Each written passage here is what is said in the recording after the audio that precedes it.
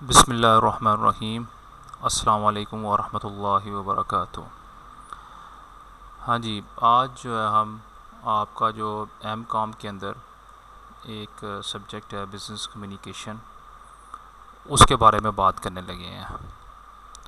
ये सब्जेक्ट आपने B com में भी पढ़ा है, तो आपको बी कॉम में अगर आपने अच्छी तरह से पढ़ा है तो इसको तो अभी करने में कोई इतना मसला नहीं आएगा, आसानी होगी आपके लिए। और बहुत सारी चीज़ें ऐसी हैं जो कि आप पढ़ चुके हैं पहले, तो उनको हम देखेंगे। तो उससे आप इसके अलावा जो आपकी बी कॉम की बुक है उसको भी आप रेफ़र कर सकते हैं रेफरेंस के तौर पे, और ये स्लाइड्स मेरे नोट्स के तौर पे भी। हम इसको स्टार्ट करते हैं कम्युनिकेशन की डेफिनेशन से कि what is communication. Communication is a transfer and understanding of meaning. इसमें इस डेफिनेशन में दो चीज़ें हैं, एक ट्रांसफ़र है और दूसरा क्या है जी, अंडरस्टैंडिंग। ट्रांसफ़र मीन्स इंफॉर्मेशन और ideas have been conveyed and communication has taken place. तो ट्रांसफ़र का मतलब क्या है कि कोई भी इंफॉर्मेशन, कोई भी आइडिया, कोई भी बात, कोई भी इशू, कोई भी ऐसी चीज़ जो कि आपने एक दूसरे को कम्युनिकेट करनी है उसको आपने ट्रांसफ़र कर दी है, तो हम कहते हैं जी कम्युनिकेशन जो है वो हो गई है। लेकिन ये उस वक्त तक कंप्लीट नहीं होती जब तक अंडरस्टैंडिंग इसमें शामिल ना हो। The next thing is the understanding of meanings about the information that has been passed.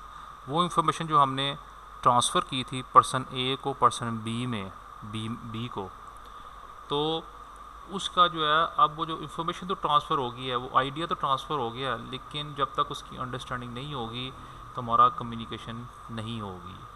यानी कम्युनिकेशन में ट्रांसफ़र और अंडरस्टैंडिंग दोनों होना ज़रूरी है। और सिंपल सी बात है, जैसे आप जो है वो एक इंसान दूसरे इंसान से बात करता है, तो वो जब अपनी इंफॉर्मेशन या अपने आइडियाज़ या अपने वर्ड्स या सेंटेंस दूसरे इंसान को सुना देता है या उसको ट्रांसफ़र कर देता है, तो अगर उसको समझ नहीं आई उनकी उसने क्या बात की है, क्या वर्ड्स ट्रांसफ़र किए हैं क्या, तो वो कम्युनिकेशन नहीं होती, वो नहीं समझ पाता, और कम्युनिकेशन इसको हम कहते हैं कम्युनिकेशन नहीं होगी। Good communication means that others are accepting the ideas that are presented to them. तो गुड कम्युनिकेशन वही होती है कि जो भी आप बात करें, जो भी आप आइडिया किसी को दें, कोई भी इंफॉर्मेशन ट्रांसफ़र करें, तो वो उसको समझ आनी चाहिए, ट्रांसफ़र भी ठीक तरीके से और समझ भी आए, तो फिर हम कहते हैं कम्युनिकेशन होगी। फिर एक बात है कि when conflict has gone on a long time people says that it is that the parties are not communicating effective. तो बहुत से समझदार लोग ये कहते हैं कि अगर किसी दो पार्टीज़ के दरमियान कन्फ्लिक्ट है, कोई मिसअंडरस्टैंडिंग है, तो वो इसलिए है कि वो एक दूसरे के साथ अच्छा तरह से कम्युनिकेट नहीं कर रहे। अगर वो अच्छी तरह से कम्युनिकेट करेंगे तो उनके सारे मसले मलाए कन्फ्लिक्ट जो हैं वो दूर हो जाएंगे। फिर ये हमारी कम्युनिकेशन है दो तरह की है, एक इंटरपर्सनल कम्युनिकेशन और दूसरी क्या जी, ऑर्गेनाइजेशनल कम्युनिकेशन। इंटरपर्सनल वो कम्युनिकेशन है जो दो या दो से ज़्यादा पर्सनस के दरमियान होती है, कि जैसे कोई भी ऑर्गेनाइजेशन है उसमें दो लोग आपस में बात करते हैं, तो उसको हम कहते हैं इंटरपर्सनल कम्युनिकेशन। जबकि दूसरी कम्युनिकेशन कौन सी, organisation communication. All the pattern networks and system of communication with an organisation, कि ऑर्गेनाइजेशन के अंदर जितने भी कम्युनिकेशन के पैटर्न्स हैं, नेटवर्क्स हैं, सिस्टम है, ऑर्गेनाइजेशन कम्युनिकेशन जो कि फॉर्मल वेज ऑफ कम्युनिकेशन, जैसे हम ईमेल के थ्रू, लेटर के थ्रू, मेमो के थ्रू, इनवॉइस के थ्रू, तो ये क्या है, ऑर्गेनाइजेशन के कम्युनिकेशन चैनल्स हैं कि ऑर्गेनाइजेशन की कम्युनिकेशन है कि ऑर्गेनाइजेशन इस तरह से कम्युनिकेट करती है। तो ये दो तरह से कम्युनिकेशन, इंटरपर्सनल कम्युनिकेशन और organisational communication. Anything manager does involve communicating. A manager cannot make decision without communication. Once the decision is made, the communication must again take place. The best ideas, suggestions, the best plans or most effective job redesign cannot take place without communication. The manager need effective communication skills. तो क्या जी, एक manager को अच्छा manager होने के लिए हम पहले भी बात कर सके हैं कि उसके पास क्या जी, कम्युनिकेशन स्किल्स होना ज़रूरी है।